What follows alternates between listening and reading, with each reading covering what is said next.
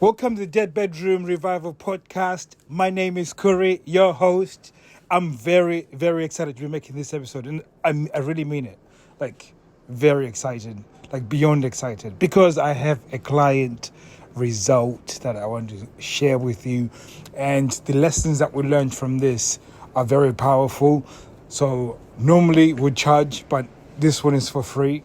And the reason why I'm saying this because it's something that is so far off that you would never think about it. I never thought about it. But it's something that we discovered by accident. At the same time, once he implemented this, and it sort of just changed everything. And I'll start it off by this way, and I'll sort of start off explaining the concept behind it. So, and how... In fact, I'll go back tracking. I'm so excited. I'm now stumbling on my words. So, basically, when it comes to women and sex, there's certain few things that happen. So, I think from past episodes, I talked about this sort of campaign or negative campaign that is done in terms of the sexual education towards women. So, from the time when they're a child, there's always this sort of negative tone when it comes to sex. It's just this sort of undercurrent of negativity around it. So they never develop a mindset of that it's a way of connection, a way of enjoyment. There's a way of pursuing intimacy. They sort of figure that out as they watch films, and then they've got this distorted romantic view towards sex. So, and again, we're not going to be talking about that, but that sort of, it gives you an idea of where I'm going to go with this. So this client came to me and we're talking about, why they're not having sex. And he came and said, she doesn't want to have sex. We've talked about this. And, before we used to have sex all the time. And now we're not. And I do not know what it is. I've tried doing the cleaning around the house. I've tried to do the dinner dates. I've tried to do the wines, the romantic things, and nothing seems to be working. And I said to him, so what have you said to sort this out? And he said, he talked about how he finds it it's amazing to connect when they have sex, and it's his way of connecting. And I totally understand that, because we as men, we release a chemical called oxytocin, and that's the one that makes you or gives you the feeling of connection. And usually, when you have a load of that pumped in your brain when you have sex or when you've orgasmed.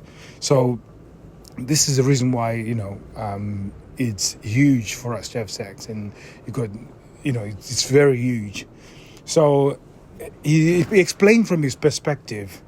And the way he explained from his perspective, he was talking about his libido being quite high and her having the issue for having low libido.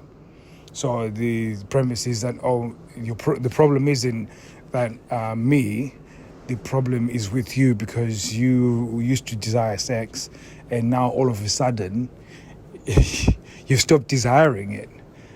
And then I put the question to him, what has changed? So usually for most people, and you probably understand this, there is a decline in sex based on these situations that are happening in your life, especially with major events. So if you imagine when you started dating, it was great sex because there was a lot of anticipation, there was a lot of play, there was a lot of things that create that excitement.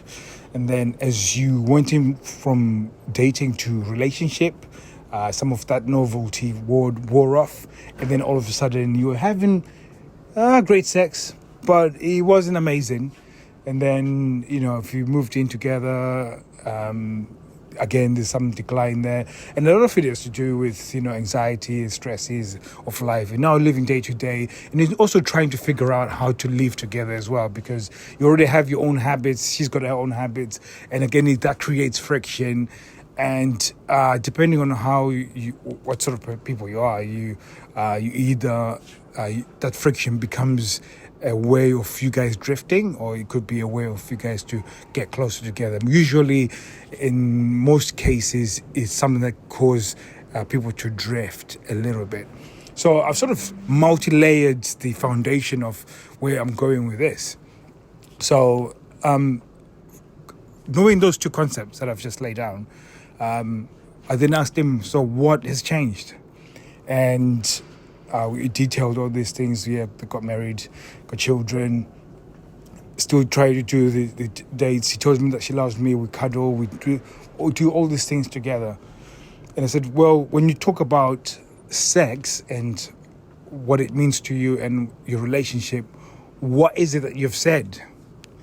So we went around this question a few times because I think there's no real right way of answering that question, because you can't recall what you've said, or it's really hard. Somebody asked me that same question before, and I couldn't recall what I said, but I knew that I'd spoken about my desire and why it was affecting me, and why I was feeling depressed, and why I was not feeling empty, why I was feeling lonely, and why they're not being an amazing partner because they're not meeting me halfway. And if you notice from that conversation, of the way I've played out that piece of conversation, it was all about me, and it was never asking what they were feeling about it. So if I started the conversation asking them how they felt about the relationship and why we're not having sex as much, or why our sex life has dipped or dropped or non-existent, maybe you would be having a better conversation, because then you're actually getting their point of view and opinion, and then from there you can then put your opinion. And it's one of those things when it comes to negotiation, getting the other person to lay down their offer or what they're offering, gives you an opportunity to actually start seeing that if your issues that you've made up in your mind are validated. So I said, next time you sit her down and talk about all the negativity that's happening within you because of what she's done, ask her about how she feels about this situation and what's her take on it. And I said, and again, before you do, you have to give her assurance that whatever she says, you're not going to use it against her. Because this is now the major issue, that most guys, when the partner says something, there's such in a negative headspace that they're willing to use whatever they say against them, to trap them, to put them in a corner. And it's so, to lack of a better term, barbaric, rapey. There's just so many things, because they're just so in need of having sex to the point that they're forcing the issue. And it's not magical when that happens. So just bear with me, and I'm going with where I'm going with this. So yeah, give it space to communicate. And when you can give it that space to communicate freely, without feeling judged, and you just dig deeper. And I gave him this exercise where you ask why. So the first answer they'll give you is just a superficial answer. But if you continue asking why, you will get to the bottom of the answer. So for instance, what do you think about a relationship and not having sex? So they'll be like, I feel tired. Why is it that you feel tired? Oh, because I do this and this and this and this and this. They'll list a whole lot of things. So why do you feel like, you can just continue digging deeper. And for right now, I can't think of a real good example. But every time you ask why, you will get into a deeper. So one good one that has happened to me recently was, I've always wanted to be an internet entrepreneur.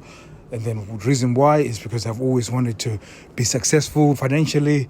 And then if you ask why is that, it's because the truth is I felt inadequate when I was growing up, because I got bullied at school because I couldn't speak a language when I moved to a different town. So because of that, I got bullied, and I had dyslexia.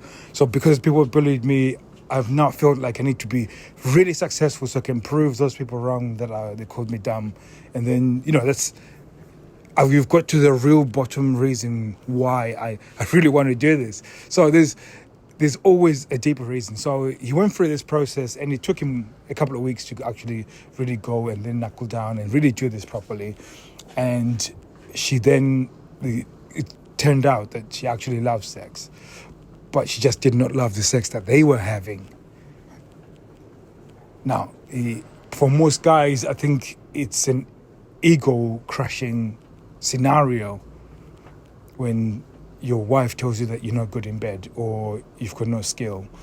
And even more so when you feel like you've given her multiple orgasms, and it's just not nourishing. It's not nourishing for the relationship. It's not amazing. There's no connection with it. So it got him thinking. They started talking about it. What does she like? How does she like it? How does she feel most fulfilled? How does she feel more connected? And over the past few weeks, they've been working on it, and he just called me and told me that it's been absolutely amazing. And it's like a completely different atmosphere, not just between him and his partner, but it's the children as well, and how amazing the house is. Just the feeling of seeing his partner. They can't wait to see each other. They're texting and they're sexting and doing all sorts, because they now have speaking the same language in terms of the bedroom. So most guys, they look at this sexless situation and think, I've got this high libido, she's got low libido, so it's her fault, and never really stop to think that maybe it's something that you are doing, not because you are, you don't know any better. Whether you've learned from porn, whether you've learned from people that have told you about sex, not all women like the way you would have sex.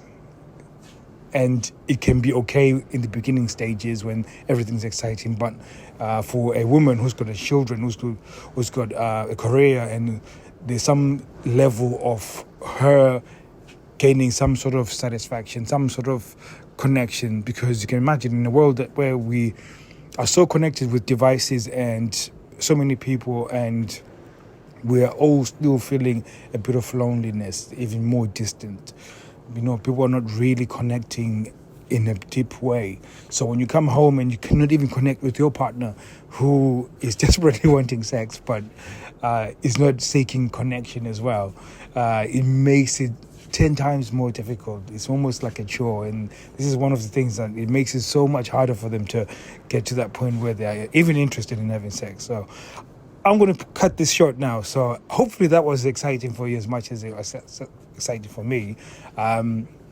We are shifting a little bit. So we were sending people to the Facebook group. To be honest with you, it hasn't been going very well in terms of people coming to the Facebook group. I'm getting a feeling people are a bit nervous about showing up to a place and then revealing to themselves that they've got issues with sex. And it's a pride thing with guys, I'm saying. So right now we got 5 people in the group, which is amazing because they've had some nice lessons. But I was considering creating a free course. In fact, maybe we might charge, because if I say free, you guys won't do any of the work. And it's just a psychological thing. So we're thinking about prices at the moment in terms of a course. It'll going to be inexpensive, but it'll be something of a taste to see how we can actually help you, and it will be absolutely amazing. We're still working out on the details on how we can teach this, and the reason why we're going to do this course, which is a paid course, is because we want this, in fact, we'll call it a masterclass. So this masterclass will be something that's going to help you to transform your relationship. And I want to give a guarantee to it. So within 30 days, if nothing has happened, you get your money back and you keep the course. So, and this is something that you will never see anywhere. So you can go to a therapist and you can pay them, and then it cannot fix you, and you still will not get a refund. So this is way better than that. We're going to give you practical things that you can do. And then when it works, you can be flying, and because you want to take it to the next level, then you'll be wanting to work with us personally on a one-to-one basis. But at least you've seen that we can actually help you. So, and you're probably thinking, well, what if I'm already having sex? Why would I need to pay you for something that is much higher? Well, the way we do it is that we can get you the results, but in order to start maintaining those results, there's certain mindset shifts that you will need to do, because we don't try and change you. We don't try and tell you to train. We don't tell you to do all these other things that most people tell you to do. Go to the gym. Be more argumentative. Be more. There's all these things that people are talking about. We are going to be working with what you already are, the sort of person, your personality you are, and then making those things shine in a way that looks attractive and irresistible to your partner. Because I don't want you to change to be something that you're not. You're better off being who you are and revealing more of yourself, of who you are, and that's what makes it more intimate and more creative and more connection. So again, there's a lot of mindset things that need to happen rather than behavioral things. Yes, those mindsets actually influence the behavior, but I have to change certain mindsets around attraction, around seduction, around your perception of yourself and things like that. So those are the things that we start really diving deeper. But on a quick win perspective, there's certain things we can actually change and work on. And I'm really excited to be delivering this very soon. So go to www.deadbedroomrevival.com, and if you so wish to join the Facebook group. But at the same time, you will be giving us your email address, so we'll be able to send you. So you don't have to join the Facebook group; it's choice. But by us getting your emails, it means that we can actually now email you the information that you need for getting onto this masterclass. And this masterclass is going to be absolutely amazing, life-changing, and I can guarantee within a couple of weeks you'll be seeing a massive difference. So I'm really excited about this, and I'm really so excited about this. So guys, thank you very much for listening. I'll be seeing you guys very soon. Take care. Again, by the way, go to www.deadbedroomrevival.com, and I'll be seeing you soon. Take care.